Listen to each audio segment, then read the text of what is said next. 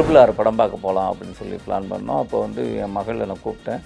பைக்கை தூக்கி அடித்து அப்படி பின்னாடி வரும் இல்லையா, அந்த ஷாட்டை பார்த்துட்டு அப்படி வாவுன்ட்டு என்ன பார்த்து அப்படின்னு திரும்ப என்ன பாப்பா அப்படின்னா, இல்லை உங்களுக்கு நடிக்கவே தெரில அப்படின்னா.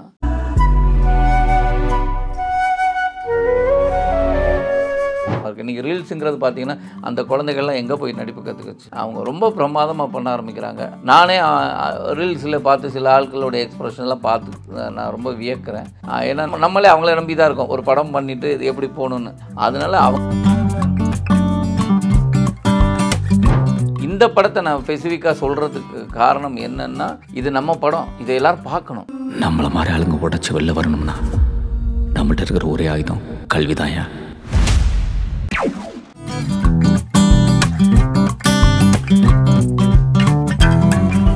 சூரியன் எஃப்எம் நேயர்களுக்கு வணக்கம். இன்றைக்கி கேமராவும் நானும் ஷோவில் நம்ம கூட வந்து ரொம்ப ஸ்பெஷலான ஒரு பர்சன் இருக்காங்க. யூஸ்வலாக வந்து கதாநாயகன் அப்படின்னு சொல்லி நிறைய பேரை வந்து இன்ட்ரடியூஸ் பண்ணியிருக்கேன் இந்த ஷோவில். நிஜமாகவே கதையின் நாயகனாக நிறைய கதைகள், நிறைய ரிலேட்டபிள் கேரக்டர்ஸ் பண்ணியிருக்கிற விதார்த் நம்ம கூட இருக்கார். Welcome brother. வணக்கம், எப்படி இருக்கீங்க? நல்லா இருக்கேன், நீங்கள் எப்படி இருக்கீங்க? இருக்கேன். இப்போ வந்து இன்ஸ்டாகிராமை நம்ம எடுத்தோம் அப்படின்னாலே மாத கடைசி இல்லை மாத ஸ்டார்டிங் அப்படின்னா ரிலேட்டபிள் ரீல்ஸ்னால் இருக்கப்பட்டில் நீங்கள் பண்ண அந்த விஷயம் தான் வந்து ட்ரெண்ட் ஆகிட்டு இருக்கு. சோஷியல் மீடியாவில் நீங்கள் ஃபாலோ பண்ணுவீங்களா? நான் ஆக்சுவலி ஃபாலோ பண்ணுறேன்னா, எனக்கு காலையில் தான் சொல்லணும், காலையில் எந்திரிச்சோடனேயே மொபைல் எடுத்து அந்த ரீல்ஸை நோண்டுறது தான் வேலையாக இருக்குது.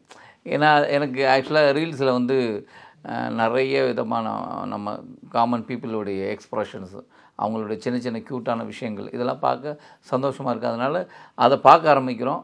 அப்போ நம்ம ஆட்டோமேட்டிக்காக யார் ஒருவர் மொபைல் கையில் வச்சுருக்காங்களோ அவங்க சோசியல் மீடியாவுக்குள்ளே வந்தாங்கன்னு தான் நினைக்கிறேன்.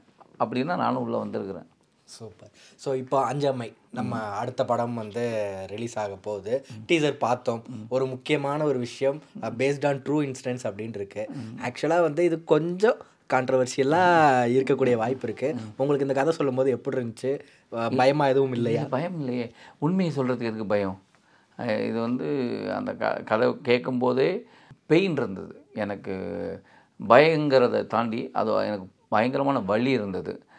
அப்போது இந்த கதையை கண்டிப்பாக, ஏன்னா நாங்கள் வந்து நீங்கள் நடிப்புன்னு எடுத்துட்டிங்கன்னு வச்சுங்களேன், நம்ம வந்து எங்கே நடிக்க ஆரம்பித்தோம், நாடகங்கள் நடிக்க ஆரம்பிக்கும்போது பார்த்திங்கன்னா சோசியல் மெசேஜ் எடுத்து தான் மக்களுக்கு சொல்ல ஆரம்பித்தாங்க. நீங்கள் வந்து அன்றைக்கி கலை எப்படி இருந்தது, அந்த ஊரில் இருக்கிற பிரச்சனைகள், அந்த நாட்டுக்கு தேவையான பிரச்சனைகள், இதெல்லாம் வந்து மக்கள்கிட்ட எடுத்து உரைக்கிறது, இந்த அரசாங்கத்துக்கு எடுத்து உரைக்கிறது எது மூலமான ஆர்ட் மூலமாக தான் நடந்தது.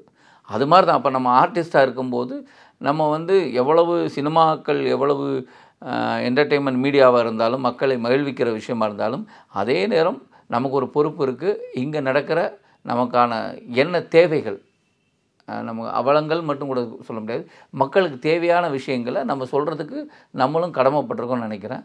அந்த விதத்தில் பார்த்தா இன்னைக்கு நடக்கிற ஒரு விஷயத்த நம்ம எடுத்து சொல்லணும் அப்படிங்கிறது தான். ஓகே. ஸோ இந்த படம் ரிலீஸ் ஆனதுக்கப்புறம் எந்த ஒரு தேவை மக்கள்கிட்ட வந்து கம்யூனிகேட் ஆகிருக்கும், எந்த ஒரு விஷயம் கம்யூனிகேட் ஆகிருக்கும்? கண்டிப்பாக இல்லை, இது வந்து தேவைகள்ல இன்றைக்கி இந்த கல்வி சார்ந்தோ இல்லை மக்கள் வாழ்வார் சார்ந்தோ என்ன அவங்களுக்கான கொஸ்டின்ஸ், அவங்களுக்கு என்னெல்லாம் தோணுதோ அது இந்த படம் மூலமாக சொல்கிறோன்னு நினைக்கிறேன், அந்த கதை மூலமாக சொல்லப்படுதுன்னு நினைக்கிறேன்.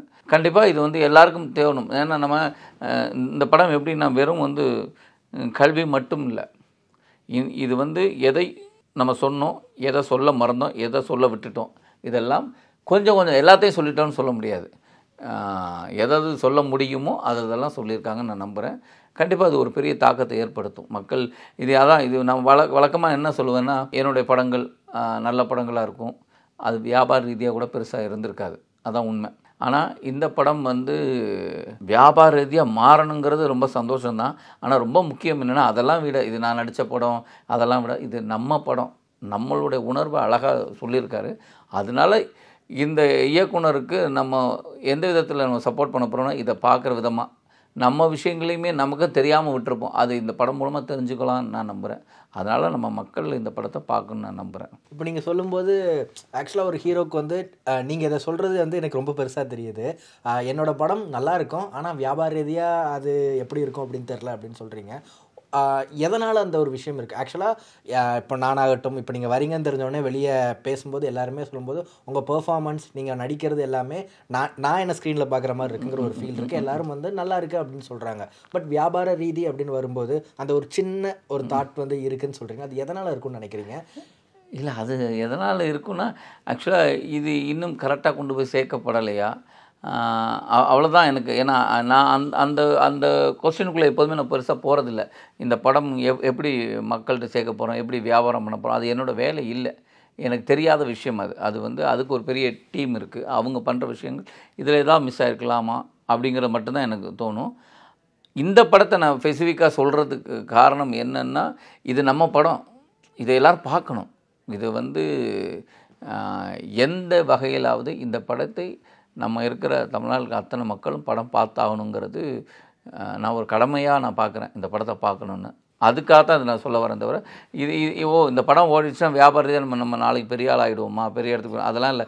இப்போ வரையும் நான் ரொம்ப சந்தோஷமாக இருக்கிறேன். எனக்கு எந்த விதமான குறைபாடுகளும் எதுவுமே கிடையாது. எல்லாமே நல்லா இருக்குது. எனக்கு இந்த சினிமா அவ்வளோ கொடுத்துருக்கு. நான் ரொம்ப சந்தோஷமாக தான் இருக்கேன். இது அவர் சிரத்தை எடுத்து எழுதின ஒரு விஷயம். அந்த வழி எனக்கு பெரிய வழியாக இருந்தது. இந்த படம் பண்ணும்போது பெரிய வழி இருந்தது.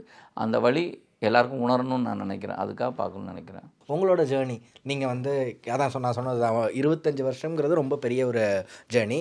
இதில் நான் இதை பண்ணதில் நான் ஹாப்பி, நான் இதை பண்ண மறந்துட்டேன், இல்லை பண்ணாமல் விட்டேங்கிற மாதிரி ஏதாச்சும் விஷயங்கள் இருக்கா உங்களுக்கு? பண்ணாமல் மறந்துட்டேன் இல்லை, பண்ணாமல் விட்டது நிறையா. அதாவது ஒவ்வொரு நாள் பண்ண ஆஹா இதை விட்டுட்டோமே அப்படின்னு நம்ம அதுக்கு நமக்காக கண்ணுக்கோ காதுக்கோ தெரிய வரும்போது தான் ஆஹா இதை விட்டுட்டோம் அப்படின்னு நமக்கு தோணும். அது மாதிரி உடனே அதுக்கான முனைப்பை கொடுப்போம், என்ன பண்ணலாங்கிறது. நான் இதில் எனக்கு பெருமைப்படக்கூடிய விஷயம் என்னென்னா, இப்போ நீங்கள் வந்து இப்போ எனக்கு மக்கள் கொடுத்த ஒரு அடையாளம் இருக்கு இல்லையா, விதார்த் அப்படின்னா ஐயோ நம்ம வீட்டு பையன் மாதிரி இருக்கார், நம்ம கதையை சொல்கிற மாதிரி இருக்குது அப்படின்னு அவங்க தன்னை கனெக்ட் பண்ணிக்கும் போது. ஏன்னா இன்றைக்கி வரையும் நான் வெளியில் போகும்போது யாரும் விதார்த்து போகிறான்னு பார்க்குறதில்ல. அந்த படங்களை சொல்லி தான் சொல்லுவாங்க. மைனா அப்படிம்பாங்க. இப்போ லாஸ்ட்டாக வந்து இருகப்பட்டுன்னு சொல்லுவாங்க. அவையோ பிரமாதமாக இருகப்பட்டு பிரமாதம் அப்படிம்பாங்க. அப்போது அந்த கதாபாத்திரமாக கனெக்ட் பண்ணும்போது ஒரு ஆக்டராக என்னை தெரிவதை விட நான் நடித்த கதாபாத்திரம் வெளியில் தெரியும் போது பெரிய சந்தோஷத்தை கொடுக்குது. அப்போது நான் மக்களை மகிழ்விக்கவும், மக்களை யோசிக்கவும், மக்களை உணர வைக்கவும் நான் ஒரு பாத்திரத்தை நான் இருக்கும்போது அதை விட பெரிய சந்தோஷம் வேறு என்ன வேணும்? அதனால் நான் சந்தோஷமாக அதான் கொடுக்குது. சூப்பர். இப்போ நீங்கள் வந்து கூத்துப்பட்டறை அந்த மாதிரி இடங்கள்லேயும் வந்து நடிப்புக்காக உங்களை வந்து அர்ப்பணித்து சில பயிற்சிகள் எல்லாமே வந்து எடுத்திருப்பீங்க. இப்போ நிறைய பேர் நீங்கள் சொன்னதே அதை, இப்போ சோஷியல் மீடியா கையில் இருக்குது, எல்லோரும் வந்து ஃபோன் எடுத்து அவங்களுக்குள்ளே இருக்கிற ஏதோ ஒரு விஷயத்த காமிக்கணும்னு நினைக்கிறாங்க. சினிமாவுக்குள்ளே வரணுங்கிற ஆசை வந்து முன்னாடி இருந்த ஜென்ரேஷனோட இப்போ அதிகமாக இருக்குது. ஸோ வரப்போகிற இப்போ எனக்கு சினிமாவுக்குள்ளே வரணும்னு நினைக்கிற ஒரு சின்ன சின்ன பசங்களுக்கு நீங்கள் சொல்ல நினைக்கிற விஷயம் என்னவாக இருக்கும்? ஒன்றுமே இல்லைங்க. இன்றைக்கி வந்து அவங்கள்ட்ட தான் நான் நிறைய கற்றுக்கிட்டு இருக்கேன். அன்றைக்கி வந்து முதல் சினிமா வரும்போது என்ன, நடிகர்கள் எப்படி வராங்க, நாடகத்துறையிலேருந்து வர ஆரம்பித்தாங்க. அதுக்கப்புறம் இன்ஸ்டியூட்னு ஒரு இடத்துல அதை முறையாக கற்றுக்கிட்டு வர ஆரம்பித்தாங்க. அதுக்கப்புறம் இப்போ என்னென்னு பார்த்தீங்கன்னா, எல்லாருக்குள்ளேயும் இந்த படமே ஒரு இன்ஸ்டியூட்டாக மாறிடுச்சு. அதாவது நம்ம படம் மட்டும் இல்லை, உலக லெவலில் இருக்கிற சினிமாக்கள்